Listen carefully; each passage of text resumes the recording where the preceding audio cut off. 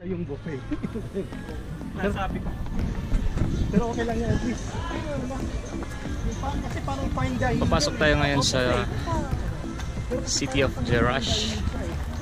Sinasabi na ito yung most preserved Roman city, Roman ruins outside Italy. So, check natin. Vlogger!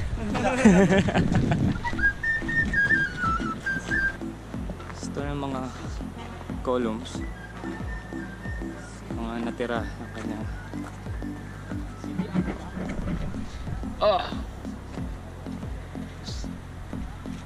tingnan natin yung map niya. Where are we? You are here. Oh, napakalaki niya. Hippodrome, Hadrian's Ark. So Hadrian's Ark pala to. Yan. Tapos Hippodrome agad. May visitor center, siguro dito hanapin yung ticket. So itong first arc na entrance ng Jerash, napakalaki niya. Makikita po talaga ang details. Yung details niya. So kung feel mo na para ka narang nasa Romania. Although nasa Jordan tayo. Wow. Galing, ganda. So may mga ibang tourist na rin, mga Chinese ito. Halo-halo. Ang ganda. Ganda niya, grabe. Kailangan ko pang picturean muna ulit. Galing tayo dito sa Ark. Diba tayo? Ang abang tawag dito sa space na to.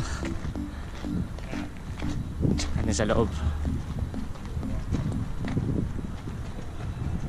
Wala. Dito siguro. Ito ang tinatawag na Hippodrome, kung saan nagkakaroon ng chariot race nung mga panahon ng Roman Empire. At nakita nyo, buo pa rin yung bench nya, yung pinaka stage. Ayan na, dumating na sila. Muna na si Santa Ana, Santa Mesa, Santa Cruz. Yan ang mga wala na rin yun ha. Buti na lang nasa taas tayo at wala sa baba sila. Tingnan mo halayo na lalakarin natin. Kaya nga eh. Yung mga columns sa likod. So ito yung mga nilalabi sa mga structure ng Hippodrome. Kita nyo, intact pa rin siya, preserved. At wala naman, ayos pa rin.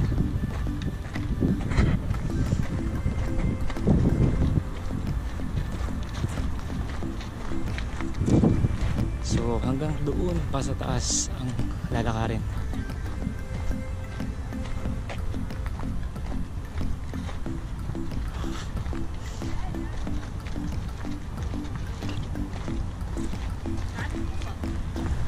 Init! Temperature po natin nasa 36 degrees Celsius. So ito na naman, papawisan na naman ang aking katawan. Oh my god. Okay lang, mas mainit sa Petra.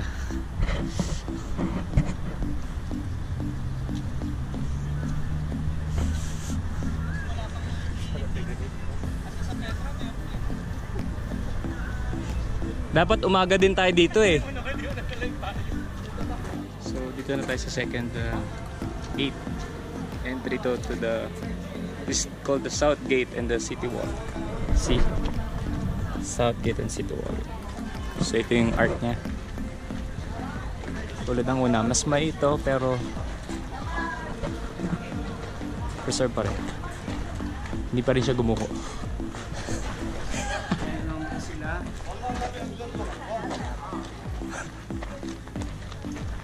Ganda ko na dito.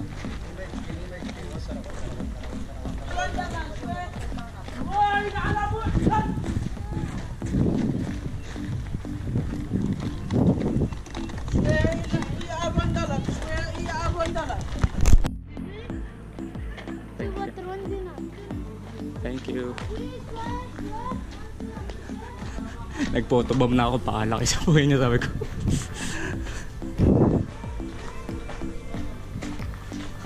Wow! Ito na yun.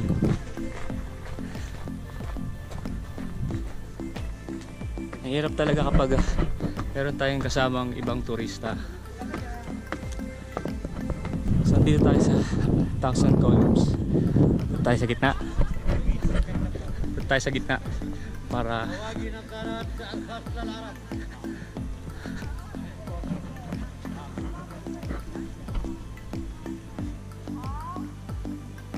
wow, hanggang ngayon nakatayo pa rin sila.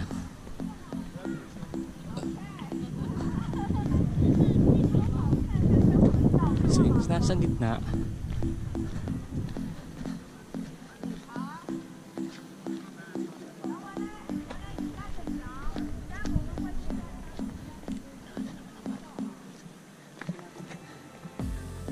ito meron.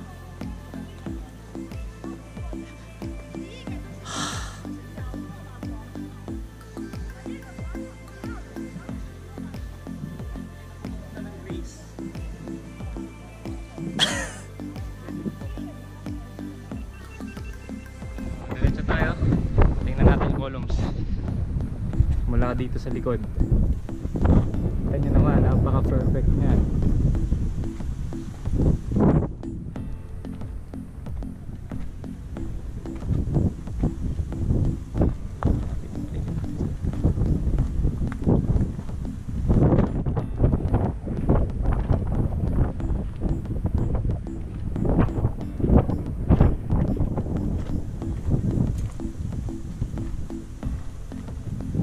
Oh shit! Hindi ko na bumagsak. Takot. Nagmi-misalign na yung mga ibang column. Kaya nakakatakot. Baka biglang bumagsak.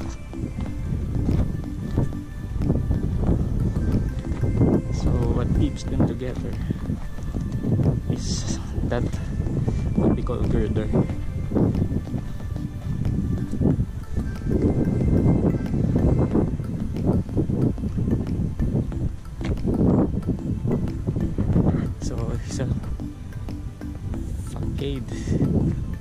Facade Facade.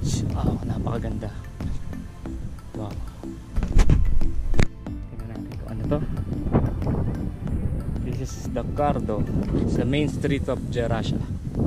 So, the Cardo. So, ito yung Cardo. Back.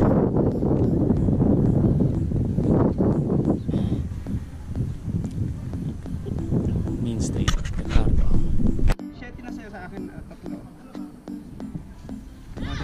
Ang problema ito, hindi na ito pwede mabuksan. Kasi naisarado na eh. Hindi, yung isa na nga eh. SHE. Yes. Hindi ko ang kunin mo. Yung may pang... I will show your face so that nice. What's your name, sorry? Khaled. Khaled. Mr. Khaled. He's an expert in this. Sundan mo lang siya.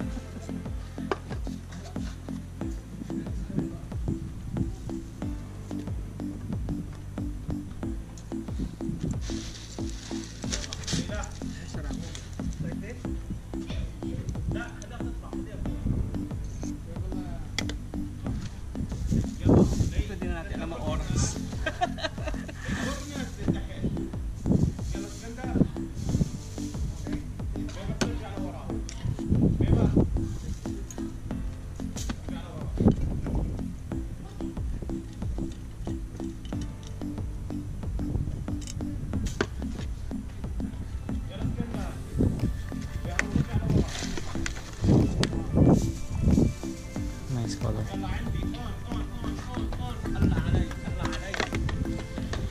This one?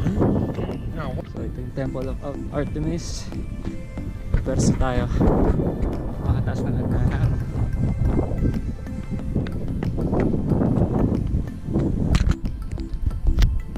So ito yung Temple of Artemis. Napakalaki.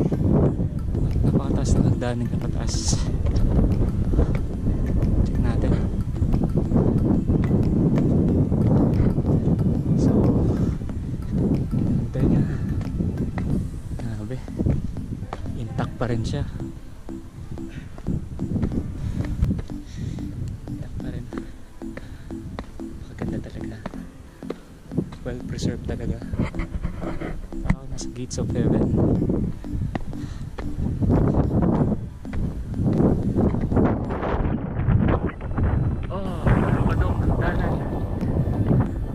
Hagdanan paakyat. Yun nga siguro yung pinaka templo niya. Si gate pa lang yung pinuntahan natin kanina.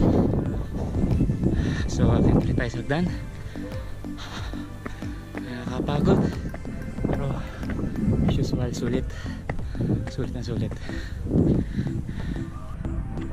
Wow, tingnan natin to.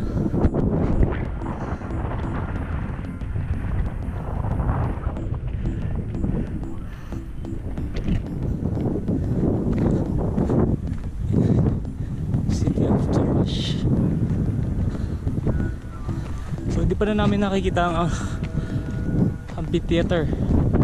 Saan kaya yun? Saan kaya nagtatago? Laki ng column na to hanggang ngayon, no? Tumatayo pa rin. Ito na mismong Temple of Artemis. Ito, Temple of Artemis. Tingnan natin sa loob. Wow, intact pa rin siya.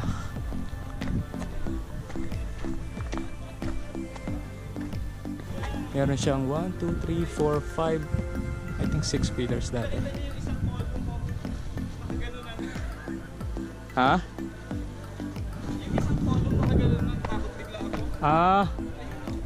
Paano na?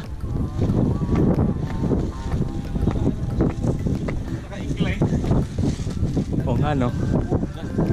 Just moving. Mukhang Dangerous. parang grabe. Ito pala yung temple. Sorry? Philippines. Yeah.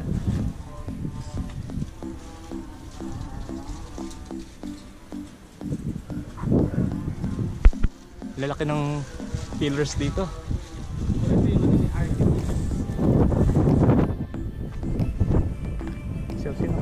So mga emperor ng Jerash. Emperor ng